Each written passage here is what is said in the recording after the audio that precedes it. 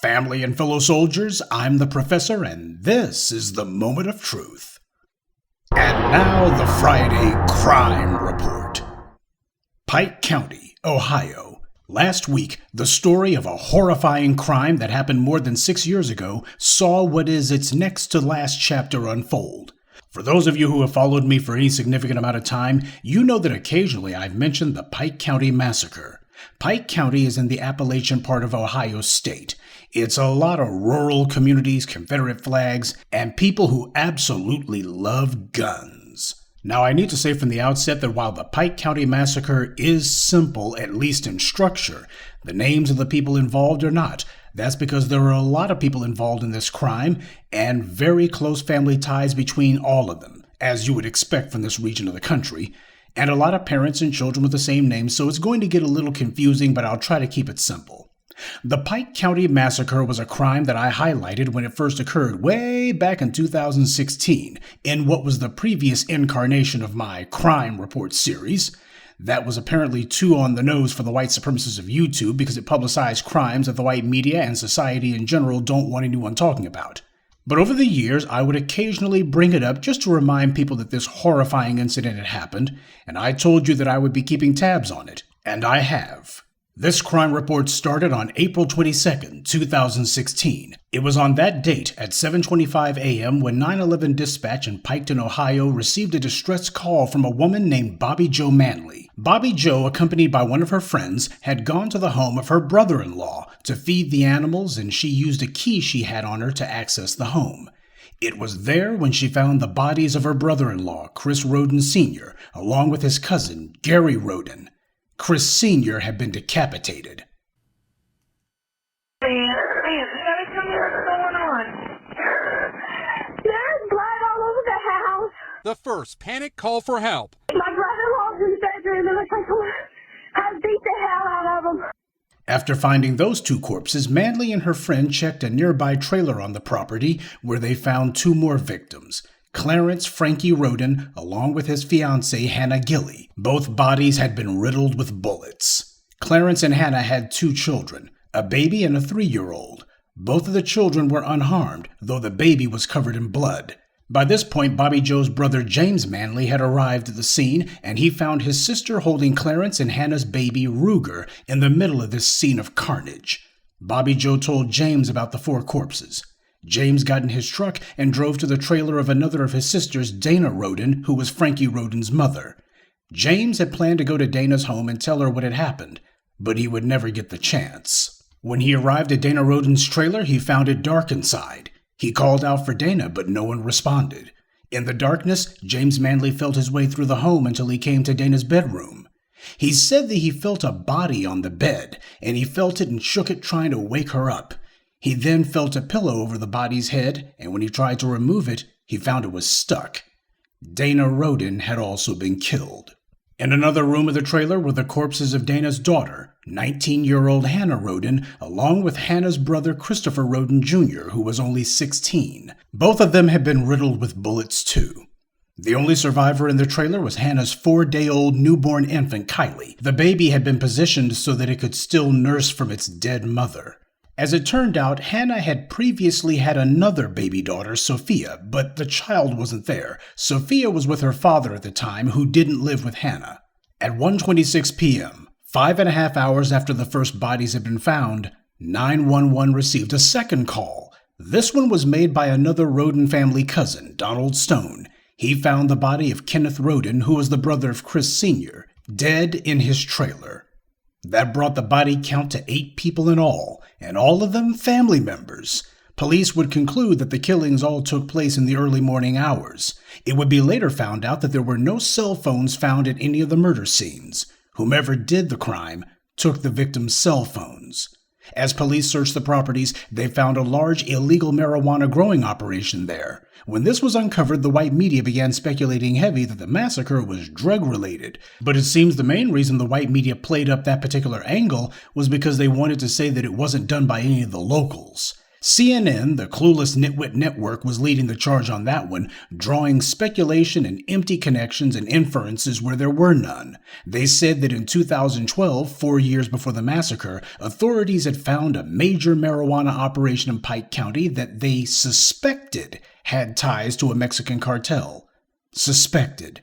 There was never a conclusive declaration that it was Mexican cartels, but CNN threw that out there anyway because the white media does racially pathologized narratives. Now, if these were black victims, CNN would be asking about their criminal records and then reporting that they probably had a conflict with some Mexican drug dealers, so that the implication would be that these black victims brought it on themselves.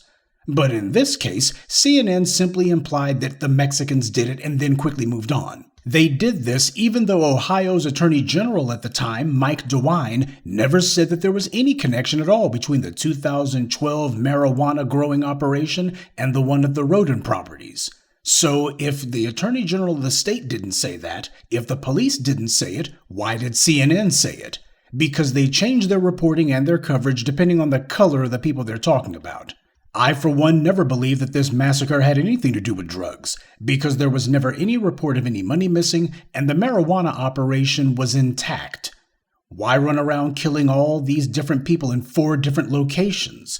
We've all seen what a drug beef looks like, even those that involve numerous fatalities. They aren't carried out like this.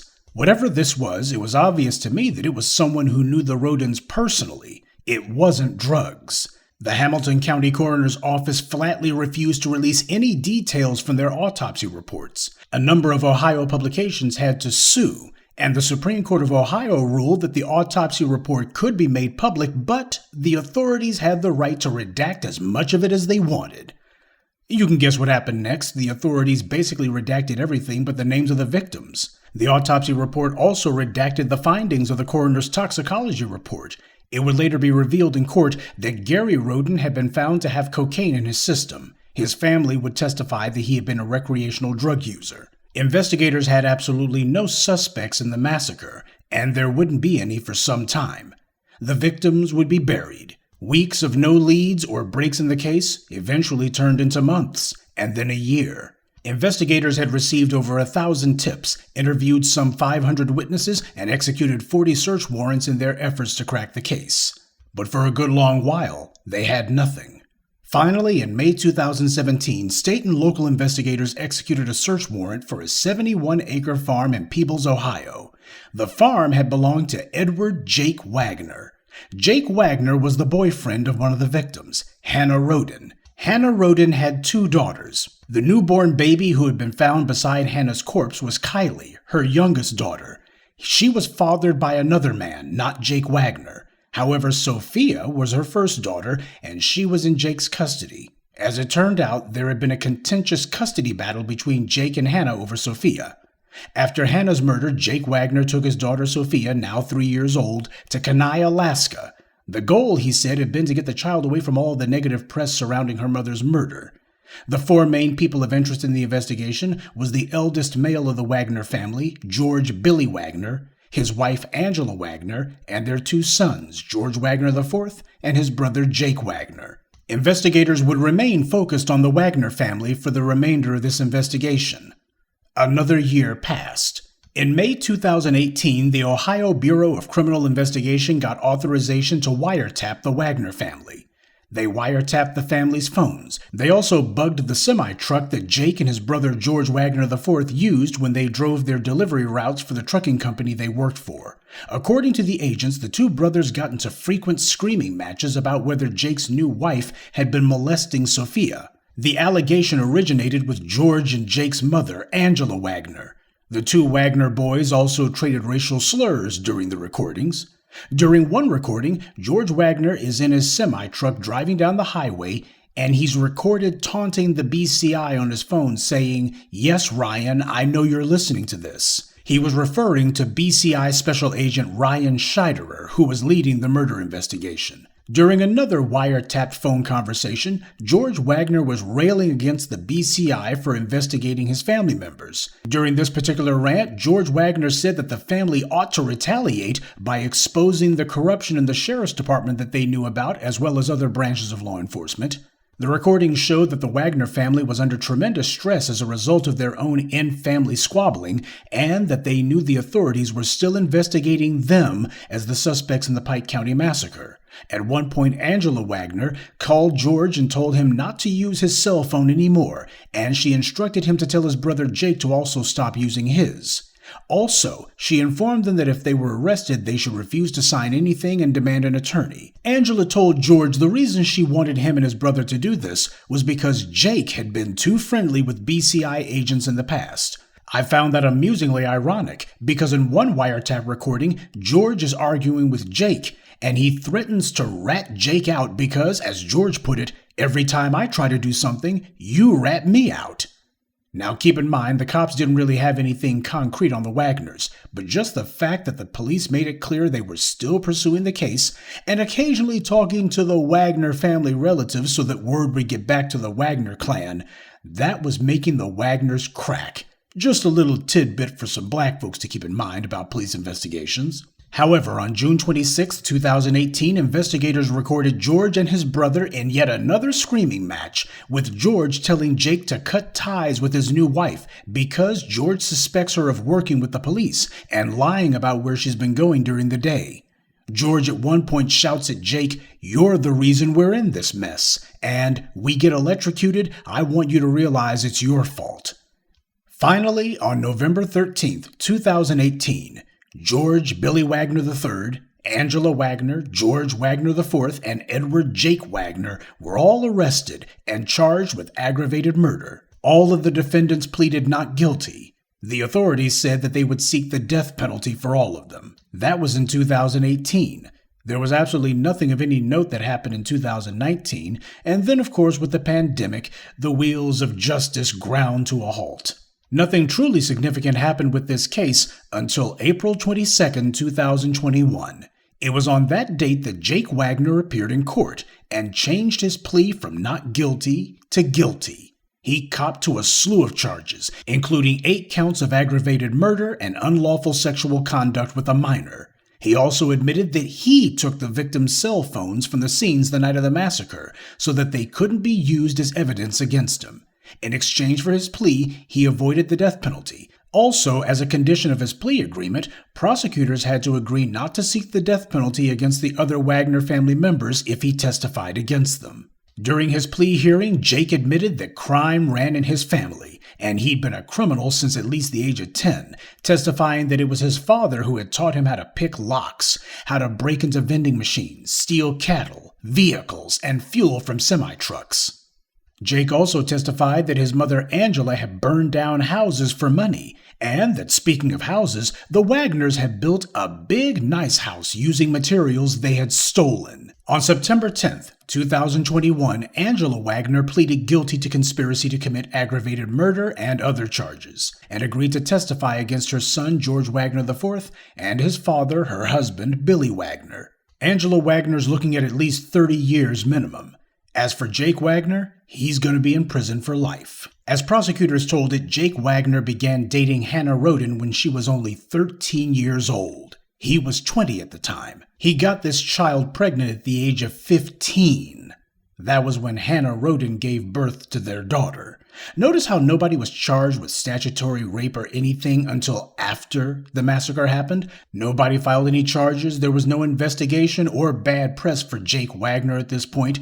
A 20-year-old who's having sex with and getting a 15-year-old pregnant? Keep in mind, this is all the dirt that was going on before the Wagner family started killing people, and nobody in police or society in that area held anyone to account. But I think we can all guess why that is. Anyway, when the relationship ended, Hannah Roden began seeing another man. Jake Wagner wanted custody of their daughter Sophia, and even began pressuring Hannah to put his name on the birth certificate of her second daughter, Kylie, even though Jake wasn't the child's father. Jake's family drew up custody documents for her to sign, which were bogus. Hannah refused. She posted a message on Facebook saying, "I'll never sign papers ever. They will have to kill me first." Hannah didn't send that message to anyone in the Wagner family, but prosecutors say the Wagners found out anyway because they had been monitoring the Facebook accounts of the Roden family and had even hacked some of the Roden family's accounts without them knowing it. so they had seen Hannah's message. 4 months later, Hannah and 7 members of the family were killed. Prosecutors say the Wagner family had been planning the massacre for 3 months.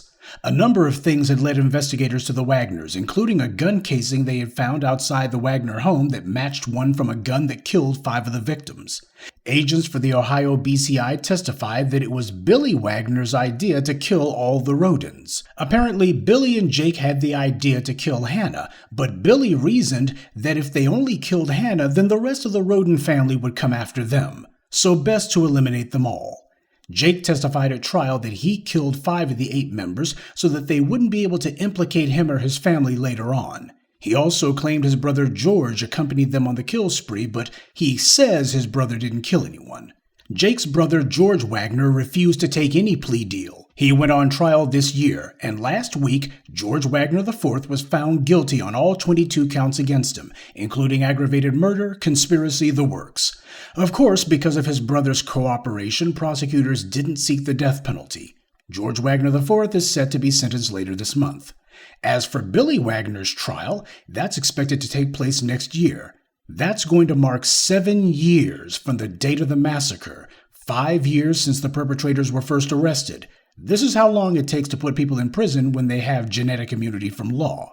On a side note, remember earlier when I mentioned that George Wagner was telling his family they ought to expose corruption in the Pike County Sheriff's Office? Well, you won't be surprised to hear that in February 2020, the sheriff of Pike County, Charles Reeder, wound up being indicted for corruption. He had been stealing money confiscated from criminal cases, mostly drug cases, and spending it in Las Vegas. Sheriff Reeder also got hit with evidence tampering charges too, and also letting his daughter drive around in impounded cars. This was the guy who was leading the investigation into the Pike County Massacre, and he was as corrupt as the day is long. In March 2021, former Sheriff Reeder was sentenced to 3.5 years in prison and is permanently barred from holding public office in Ohio or any position of public trust, including in law enforcement. He cried like a baby in court when he was begging the judge for a light sentence. There were a lot of tears inside here today. The sheriff cried as he begged the judge for leniency. His supporters cried while describing his work as sheriff. And his wife and children cried when they found out that he would be spending time in prison. I have roamed, but I'm not ruined. I still have a lot of good left in me. Reeder became sheriff in Pike County, Ohio in 2015. In 2019, a grand jury indicted him on more than a dozen charges related to corruption, such as stealing money from drug bust and allowing his daughter to drive impounded cars.